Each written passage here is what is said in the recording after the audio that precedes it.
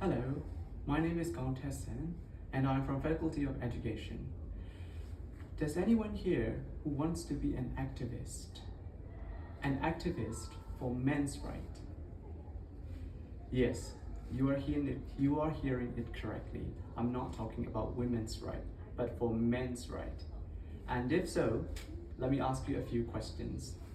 Do you believe that 30% of the men are raising another man's child, believing that the children are their biological children, but eventually later it turned out that they are not related in anything based on a DNA test. So in this case, there can be many impacts on the man's life in many ways. In the first way, emotional impact, not to mention, as they are raising the child and giving their unconditional love for the children, and later when they find out that they are not their biological children, it will definitely have impact them emotionally in a negative way. And the second thing is the financial impact. Obviously in 21st century, raising a child is not as easy as it used to be in the past times. The prices are skyrocketing and so on. And there is one more thing about divorces, because divorces are not as straightforward as we think if there is a child in that case. So what about the right to take care of the children when the two parties divorce? Men lose custody 90% of the time. Do you believe that? Do you believe what I have just said? If you believe in it, let me tell you something. There could be some problems, some negative effects in your life. And if you share that information with other people just because you believe it, by clicking share button, for example, there will be many negative effects in many people's life because these informations are not true. Okay, but of course it can stimulate your emotion to get angry or to get mad on the matter. So in this video, I will explain you why you should be an information literate when it comes to gender rights. Okay, so why is gender rights? Why is men's right important? Because obviously in today's news and articles and websites, we can see women's right, movements for women's right, equality, but we can rarely see it for men's right. Of course, that's really important.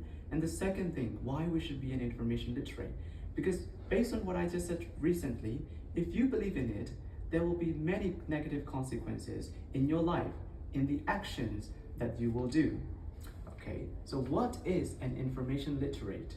So if you are an information literate, you have to check three things.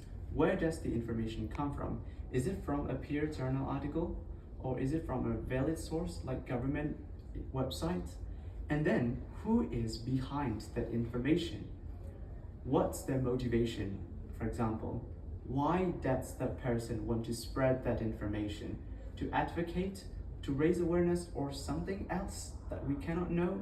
Yeah, there can be some motive that we cannot figure out.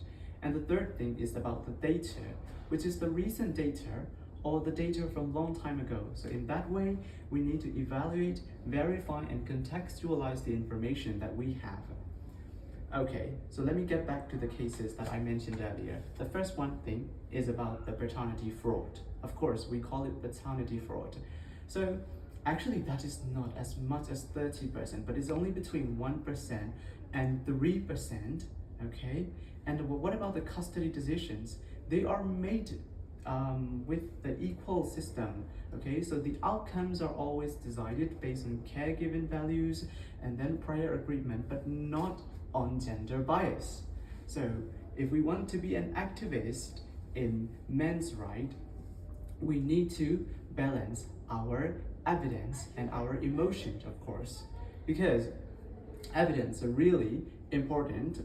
I'm talking about those exaggerated information doesn't mean that I'm discouraging the men's right. Of course, I really want to be an activist for men's right, but if we really want to be a real activist, we need to rely on information followed by evidence, not just by our emotion. So in order to get that evidence, we can check the official websites such as family cost statistics, national health survey, and so on.